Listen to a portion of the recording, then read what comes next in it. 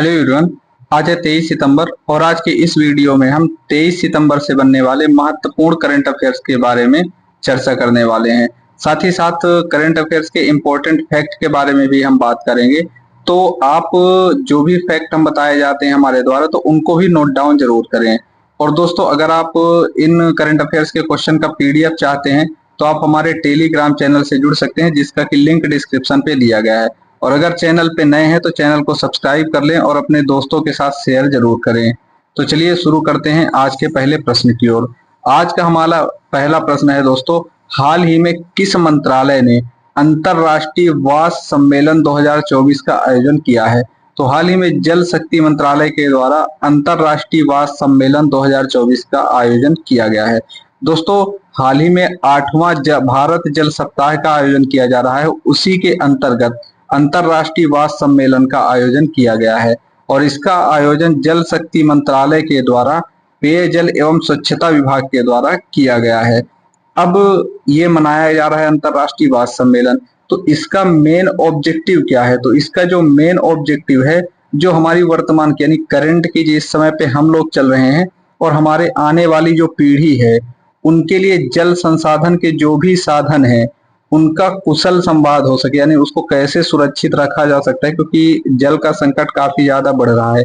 तो उस जल के संकट को, जो भी हमारा जल का संकट है, उसे दूर करने के लिए हम क्या क्या कर सकते हैं और कैसे सहयोग किया जा सकता है, उसके लिए यह आयोजन अंतरराष्ट्रीय वाष्प सम्मेलन का आयोजन किया गया है। अब जो इसका विषय है, अंतरराष्ट्रीय वाष्प सम्मेलन 2024 का विषय या फिर इसी को आप थीम थीम कह सकते हो, तो ग्रामीण जल आपूर्ति को बनाए रखना है। और इसी के द्वारा जो हमारा एसडीजी होता है, सस्टेनेबल डेवलपमेंट गोल यानी सतत विकास लक्ष्य, उसके 6 नंबर वाले लक्ष्य को प्राप्त करने के लिए भी इसका आयोजन किया जा रहा है। हमारा अगला प्रश्न है, हाल ही में किस राज्य ने 14वीं हॉकी इंडिया जूनियर पुरुष राष्ट्रीय चैंपियनशिप 2024 का खिताब जीता है? तो हाल ही में पंजाब के द्वारा 14वीं हॉकी राष्ट्रीय चैंपियनशिप को जीता गया है, जो कि उत्तर प्रदेश को हरा करके, यानी जो फाइनल का मैच हुआ था वो पंजाब और यूपी के बीच हुआ था, जिसमें पंजाब ने 4-3 से यूपी को हराया हुआ है। अब चूंकि यह पंजाब में हुआ है तो पंजाब के किस स्टेडियम में हुआ है? तो पंजाब में के जलंधर में एक स्टेडियम है, सुरजीत सिंह हॉकी स्टेडियम। इसके अंतर्गत 14वीं राष्ट्रीय चैंपियनशिप, जो हॉकी का चैंपियनशिप है, उसका आयोजन किया गया था, जिसे कि पंजाब ने जीत लिया है। हालांकि यह मैच 3-3 से बराबर पे रहा है, किंतु शूट आउट के दौरान पंजाब ने एक गोल किया और 4-3 से इस मैच को जीत लिया। अब इसका जो आयोजन किया जा रहा था वह किसके द्वारा किया जा रहा था? तो हॉकी इंडिया के द्वारा किया जा रहा था। हॉकी इंडिया के बारे में अगर बात करें तो इसकी स्थापना 20 मई 2009 को हुई थी। इसके वर्तमान में अध्यक्ष दिलीप तिर्की हैं और पैतृक संगठन यानी किसके अंडर आकर के यह काम करता है? तो जो अंतरराष्ट्रीय हॉकी महासंघ है, इसके अंतर्गत हॉकी इंडिया आता है। हॉकी इंडिया मतलब ये हमारे भारत में जो भी हॉकी के गेम्स होते हैं उनको रेगुलेट करता है। किसके अंदर आता है? यानी हॉकी इंडिया के ऊपर भी कौन सा संगठन है? तो अंतरराष्ट्रीय हॉकी संगठन है। कौन सा है? अंतरराष्ट्रीय हॉकी संगठन। अब चलते हैं अगले प्रश्न की ओर।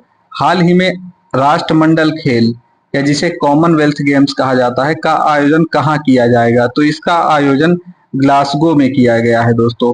यानी 2026 में जो राष्ट्रमंडल या हमारा कॉमनवेल्थ का गेम होने वाला है वह स्कॉटलैंड के ग्लासगो में आयोजन किया जाएगा। इसके अलावा अगर बात किया जाए तो यह पहले ऑस्ट्रेलिया में किया जाना था, किंतु ऑस्ट्रेलिया में जो वहाँ की लागत थी, कॉस्टली पड़ रहा था, तो इसलिए ऑस्ट्रेलिया ने मेजबानी करने से अपना नाम वापस ले लिया था। और इसके बाद स्कॉटलैंड के ग्लासगो को यह आयोजन करने की मेजबानी करने का मेजबानी दी गई है। और यह 10 साल बाद, यानी 10 साल पहले भी ये कॉमनवेल्थ गेम का जो मेजबानी की थी वह ग्लासगो ने की थी, तो अभी 10 साल बाद फिर से ग्लासगो को इसका आयोजन किया गया है। अब बात करें अगर राष्ट्रमंडल या कॉमनवेल्थ स्पोर्ट्स के बारे में, तो ये प्रत्येक 4 साल में आयोजित किया जाता है और राष्ट्रमंडल के जो भी देश होते हैं उनके एथलीट के बीच यहाँ पास गेम होता है, चाहे वह निशानेबाजी हो, चाहे तीरंदाज हो, या कोई भी गेम हो। इस तरह के जो गेम होते हैं उनका आयोजन किया जाता है। इसका आयोजन 1930 से किया जा रहा है और प्रत्येक 4 साल में किया जाता है। किंतु जब 1942 और 1946 के बीच सेकंड वर्ल्ड वॉर चल रहा था, तो वहां पास इसका आयोजन नहीं किया गया था। इसके बाद से हर 4 ईयर में इसका आयोजन किया जा रहा है। हमारा अगला प्रश्न है, हाल ही में नदी उत्सव 2024 का उद्घाटन कहाँ किया गया है? तो इसका उद्घाटन नई दिल्ली में किया गया है। नई दिल्ली के अंतर्गत इंदिरा गांधी राष्ट्रीय कला केंद्र है, वहां पास जो नदी उत्सव है उसका आयोजन किया जा रहा है। यह 5वें नंबर का संस्करण है और इस संस्करण की जो थीम या विषय है वह reverse in reverse making of a life line है। तो ये आप याद रख सकते हैं, क्योंकि क्वेश्चन कभी कभी थीम से भी पूछ लिया जाता है कि क्या थीम है।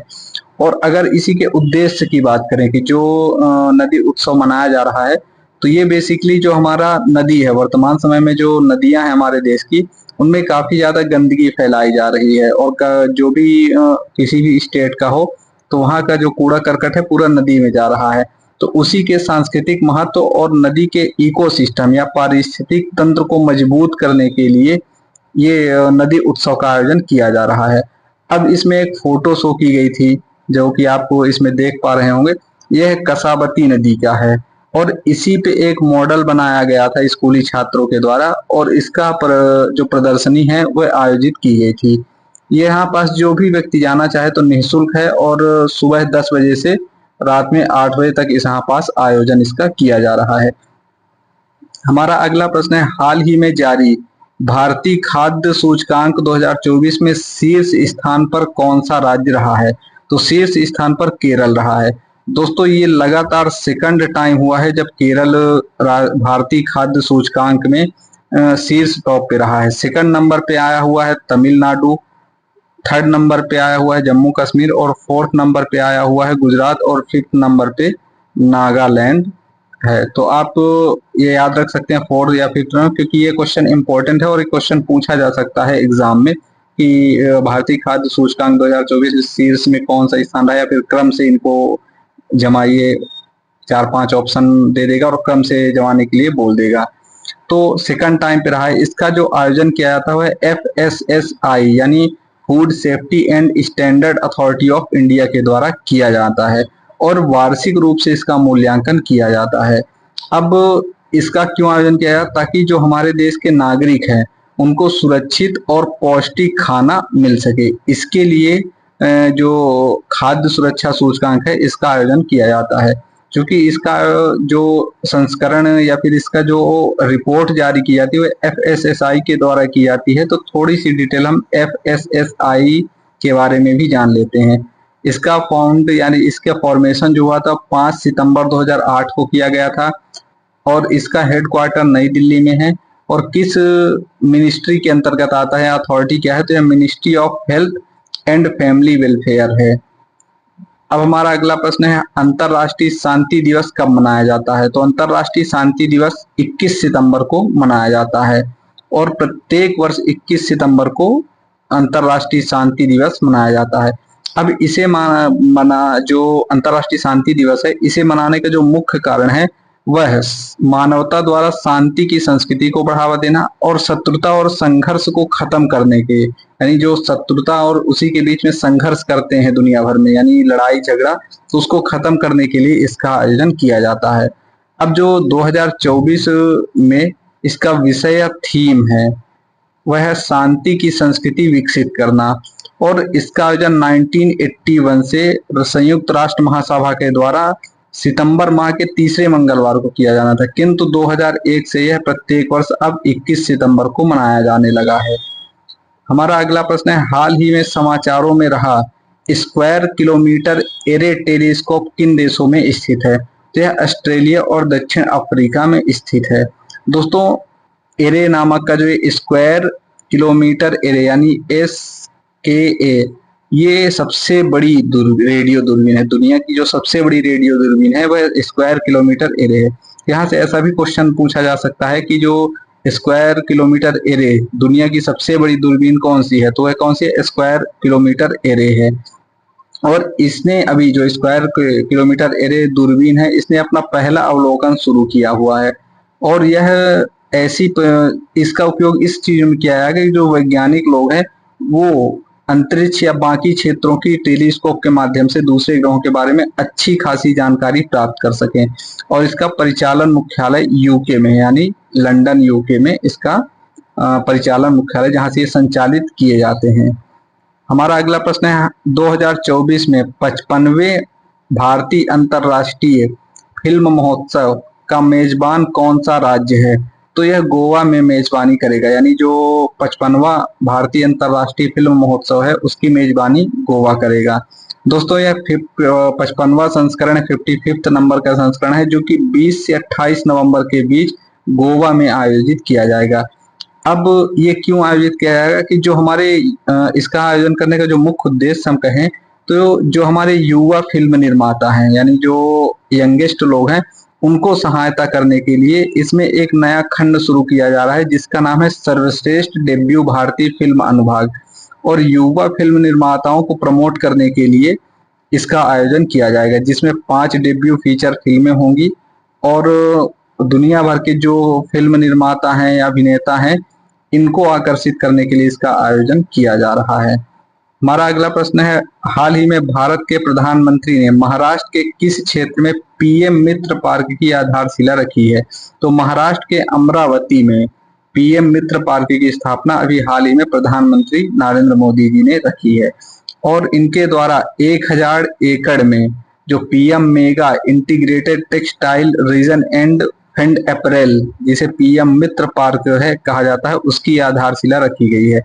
इसके अलावा अगर देखा जाए जो 7 PM mega integrated textile region and apparel park है, इसका अप्रूवल हो चुका है, जिसमें से हम बात कर रहे हैं महाराष्ट्र के अमरावती में। इसके अलावा उत्तर प्रदेश में भी जो पीएम मित्र पार्क है, उत्तर प्रदेश के लखनऊ में इसका वो किया जाएगा। मध्य प्रदेश के धार में भी इसकी आधारशिला रखी जाएगी। गुजरात के नर्सरी में रखा जाएगा, कर्नाटक में, तमिलनाडु में और तेलंगाना में। ये 7 राज्य हैं जहां पास पीएम मित्र योजना का आयोजन किया जाएगा। दोस्तों आज के लिए इतना ही, मिलेंगे नेक्स्ट वीडियो में। अगर आप चैनल पे नए हो तो इस चैनल को सब्सक्राइब जरूर कर लें। तब तक के लिए जय हिंद।